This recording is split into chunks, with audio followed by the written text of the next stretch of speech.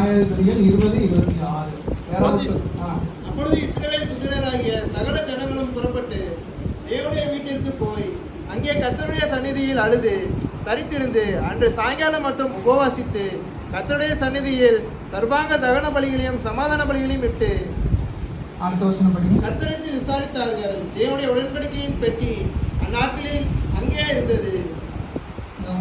சாயங்காலம் மட்டும் உபவாசித்து அப்படின்ற ஒரு வார்த்தையை இந்த 26ஆம் வசனத்தில் இன்றைக்கு நம்ம உபவாசித்து ஜெபிக்க இருக்கிறோம். அதற்கு தொடர்பாக தான் இந்த ஒரு குறுகிய நேர செய்தி அமையும் என்று நான் நினைக்கிறேன்.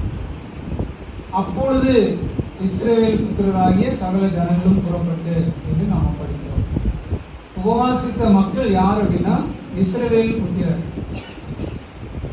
அவங்க உபவாசித்த இடம் கர்த்தருடைய சந்நிதி, தேவனுடைய சபை, தேவனுடைய வீட்டிற்கு போய் அங்கே கர்த்தருடைய சந்நிதியில் அழுது தரித்திருந்து சாயங்காலம் மட்டும் உபவாசித்து என்று நமக்கு இருக்கிறது. எதற்காக உபவாசம் என்றால் அப்பொழுது என்ற ஒரு வார்த்தை 26 சொல்லியிருக்கிறது. அப்பொழுது என்றால் எப்பொழுது என்று நாம் பார்க்க வேண்டும். இப்போ இதனுடைய பின்னணியை நாம் பார்த்தோம் அப்படின்னா ஒரு லேவியன் அவருடைய மறுமனையாட்சி 20ஆம் அதிகாரத்திலிருந்து 19ஆம் அதிகாரத்திலிருந்து இதை வந்து தொடர்கிறது.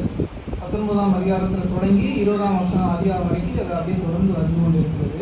ஒரு லேவியன் ஒரு மறுமனை ஆட்சியை அவன் அழைத்து கொண்டு பயணம் போகிற வழியில் அவங்க ராத்தங்க வேண்டிய ஒரு நிலைமை வருகிறது.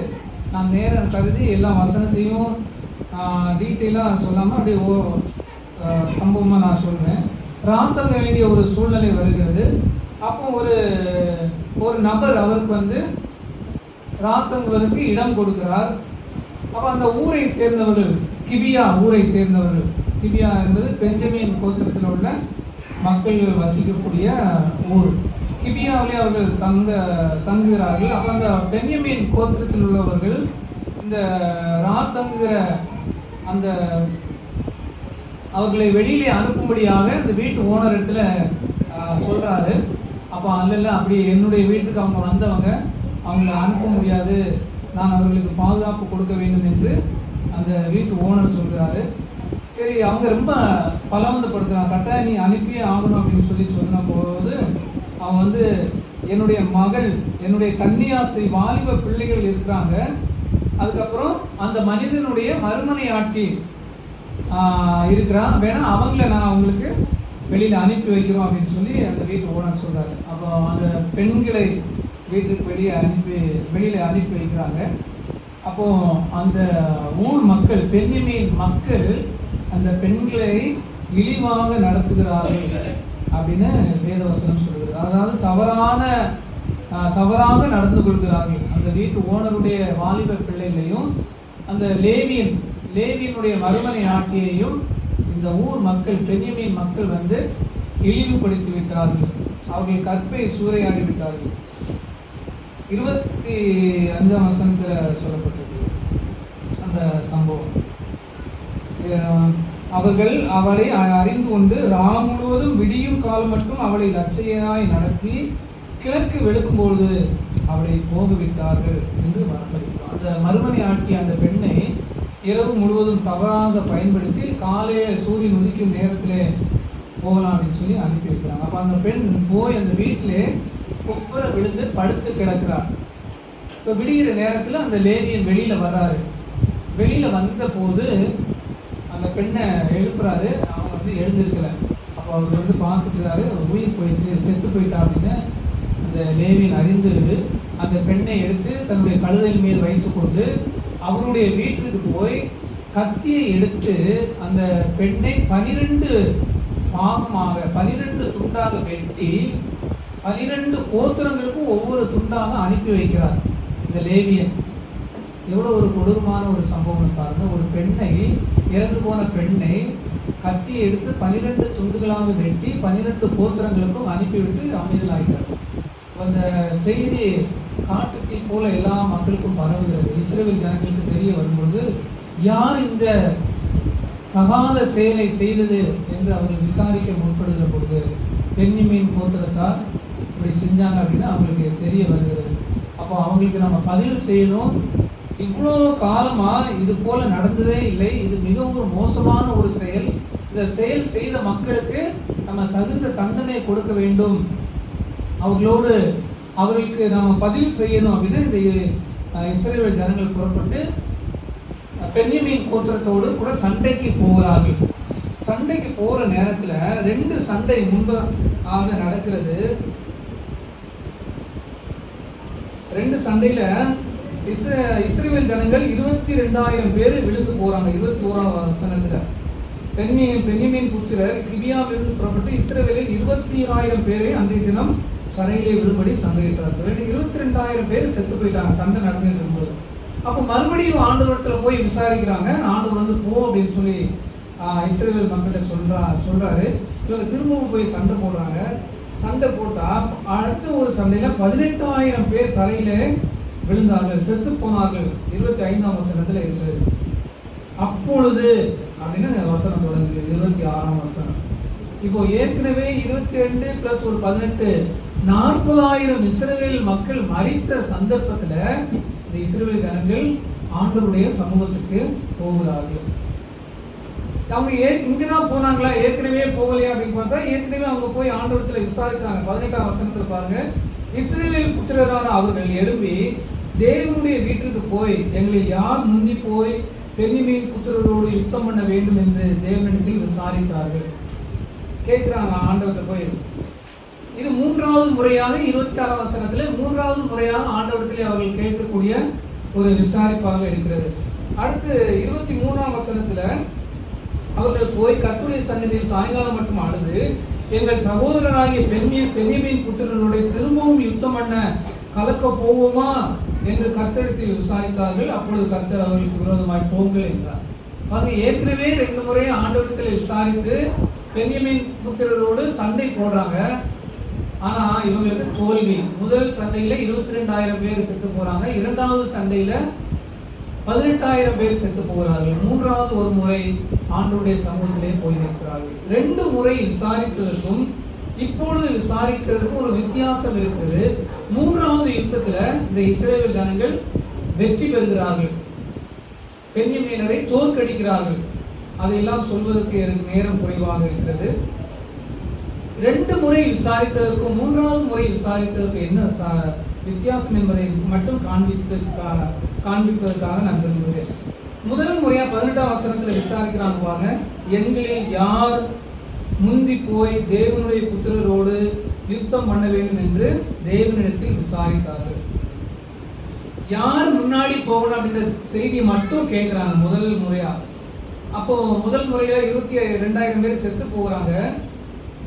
மறுபடியும் ஆண்டவருடைய சமூகத்துல போய் நின்று கூடுதலாக ஒரு வார்த்தை எனக்கு சொல்லப்பட்டிருக்கிறது, அழுது என்று வாசிக்கிறோம்.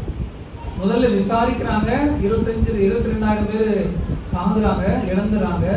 மறுபடியும் ஆண்டவருடைய சமூகத்துல போய் அழுது அவங்க விசாரிக்கிறாங்க. என்ன கேட்கிறாங்க? திரும்பவும் யுத்தம் கலக்க போவோமா? அந்த அழுது என்ற வார்த்தை கவனிக்க வேண்டியது. 3வதாக அழுது என்றதோடு கூட ஒரு வார்த்தை சொல்லப்பட்டிருக்கிறது. அப்பொழுது 26ஆம் வசனம், அப்பொழுது இஸ்ரவேல் புத்திரராகிய சகல ஜனங்களும் புறப்பட்டு தேவனுடைய வீட்டிற்கு போய் அங்கே கர்த்தருடைய சந்நிதியில் அழுது என்ற வார்த்தை இங்க வருது பாருங்க, தரித்திருந்து அந்த சாயங்காலம் மட்டும் உபவாசித்து அப்படின்ற வார்த்தையை இங்க கூடுதலாக நம்ம படிக்கிறோம். ஏற்கனவே விசாரித்த 2 விசாரிப்புகள்ல அவங்க உபவாசம் இல்லை. உபவாசம் செய்யும் பொழுது என்ன நடக்கிறது என்பதற்கு தான் இந்த பகுதியை இந்த நேரத்தில் உங்களுக்கு சுட்டி காண்பிக்க விரும்புகிறேன். ஏற்கனவே ஆண்டவரத்துல விசாரித்தார்கள், அழுதார்கள், மறுபடியும் அவர்களுக்கு வீழ்ச்சி. ஆண்டவருடைய சமூகத்திலே அவர்கள் அழுது உபவாசித்து கர்த்தருடைய சந்நிதியில் சர்வாங்க தகன பலிகளையும் சமாதான பலிகளையும் இட்டு கர்த்தரிடத்தில் விசாரித்தார்கள். இப்பொழுது 3வது ஒரு முறையாக அவங்க புரிந்து கொள்கிறார்கள், நம்ம ஜெயிக்க வேண்டும் என்றால் விசாரிப்பது மட்டும் போதாது, அழுவது மட்டும் போதாது, உபவாசம் அவசியம் என்பதை இந்த ஜனங்கள் தெரிந்து கொண்டார்கள். சாயங்காலம் மட்டும் உபவாசித்து அவங்க பலிகளை இட்டு கர்த்தரிடத்தில் விசாரித்தார்கள். அப்போ ஆண்டவர் சொல்றாரு, நீங்க போங்க, நாளைக்கு அவர்களை உங்கள் கையிலே ஒப்பு கொடுப்பேன் என்றார். இதன் பின்னாடி உள்ள அந்த 20ஆம் அதிகாரத்தை எல்லாம் நீங்க படித்து பாருங்கள். இஸ்ரவேலுக்கு ஆண்டவர் ஒரு யோசனையை தருகிறார். அவர்கள் பென்யமீனை தோற்கடிக்கிறார்கள். 46ஆம் வசனம், இவ்விதமாய் பென்யமீனரில் அந்நாளில் விழுந்தவர்கள் எல்லாரும் 25,000 பேர். அவர்கள் எல்லாரும் பட்டயம் உருகுகிற பலவான்களாய் இருந்தார்கள். எல்லாருமே 25,000, ஏற்கனவே ஒரு 25,100 பேரு, மொத்தம் 50,100 பேரை இஸ்ரவேல் ஜனங்கள் பென்யமீன் மனுஷரில் கொன்று போடுகிறார்கள். இவங்க தப்பி போனவர்கள் மலைகளிலே போய் கொஞ்ச நாட்கள் வாழ்கிறதாக இந்த பகுதி, இந்த 20ஆம் அதிகாரம் முடிவுற்றது. ஆகவே அன்பான கர்த்தருடைய பிள்ளைகளே, நம்ம ஒரு சில முயற்சிகள் நம்ம மேற்கொண்டு இருக்கலாம். தேவனுடைய சபையிலே நம்ம ஜெபித்து இருக்கலாம். சகோதரிகள் கூடுகையிலே நம்ம ஜெபித்து இருப்போம். நம்முடைய குடும்ப கூடுகையிலே நம்ம ஜெபித்து இருப்போம். ஆனாலும் இன்னும் நமக்கு பலன்கள், நாம் எதிர்பார்த்த அந்த விஷயம் நடக்காமல் இருக்கலாம். உபவாசித்து பாருங்கள். அது சபையாக இருக்கலாம், அல்லது குடும்பமாக இருக்கலாம், அது வாரத்திலே ஒரு நாளாக இருக்கலாம், அல்லது வாரத்திலே ஒரு நேரம், ஒரு வேளை உபவாசமாக இருக்கலாம், அல்லது மாதத்திலே ஒரு நாள் உபவாசமாக இருக்கலாம். உபவாசத்துக்கும் ஒரு ஜெபத்துக்கும் உள்ள வித்தியாசத்தை தான் இந்த பகுதியிலே நான் உங்களுக்கு முன்பதாக காண்பிக்க விரும்புகிறேன். ஆண்டவர்கள் போய் விசாரித்தார்கள், தோற்று போனார்கள். 22,000 பேர் விழுந்து போனார்கள். அழுது மறுபடியும் விசாரித்தார்கள், மறுபடியும் போனாலும் தோல்வி. 18,000 பேர் இழந்து போனார்கள். அவர்கள் தெளிவு வருகிறது. நம் ஆண்டவரிடத்திலே உபவாசம் இருந்து ஜெபித்து பார்ப்போம் என்று அங்கே உபவாசம் இருந்து ஜெபிக்கிறார்கள். வெற்றி இஸ்ரவேல் ஜனங்களுக்கு வருகிறது. இந்த 19, 20ஆம் அதிகாரத்தை படித்து பாருங்கள். அங்கே இதனுடைய முழு பின்னணியும் நமக்கு தெரியும். நேரம் கருதி நான் மிக சுருக்கமாக சொல்லி இங்கே நான் நிறைவு செய்கிறேன். இந்த நாளிலும் கூட கர்த்தருடைய சமூகத்திலே அநேக விண்ணப்பங்களுக்காக நாம் உபவாசம் இருந்து நாம் ஜெபிக்க வந்திருக்கிறோம். எத்தனையோ ஜெப குறிப்புகளுக்கு ஆண்டவர் பதில் தந்திருக்கிறார். மலை போன்றிருந்த பிரச்சனைகளை எல்லாம் கர்த்தர் மாற்றி இருக்கிறார். இன்றைக்கும் சில அவசியமான ஜெப குறிப்புகளை கர்த்தருடைய சமூகத்திலே நாம் வைக்க இருக்கிறோம். தீர்க்க முடியாத, பதில் கிடைக்காத பிரச்சனைகளை, விண்ணப்பங்களை ஆண்டவருடைய சமூகத்திலே நாம் வைக்க இருக்கிறோம். நிச்சயமாகவே ஆண்டவர் நாம் ஏறெடுக்க போகிற விண்ணப்பங்களுக்கு ஆண்டவர் வெற்றியை தருவார். எப்படி இஸ்ரவேல் ஜனங்கள் பென்யமீன் ஜனங்கள் மீது வெற்றி பெற்றார்களோ, ஜெயத்தை எடுத்தார்களோ, அதே போல நாமும் இந்த நாளிலே நாம் ஜெயத்தை பெறுவோம். இவங்க எல்லாம் சகோதரர்கள் தான், எல்லாமே ஒரே தகப்பனுடைய பிள்ளைகள் தான். ஆனால் அந்த சம்பவம் நடந்ததற்காக இஸ்ரவேல் ஜனங்கள் பழிவாங்க வேண்டும் என்று நினைத்து பென்யமீன் கோத்திரத்தோடு சண்டை போட்டார்கள். உபவாசித்து ஜெபிக்கிறதுக்கும் உபவாசம் இல்லாமல் ஜெபிக்கிறதுக்கும் உள்ள ஒரு சிறிய வேறுபாட்டை இந்த பகுதியில் நம்ம படித்தோம்.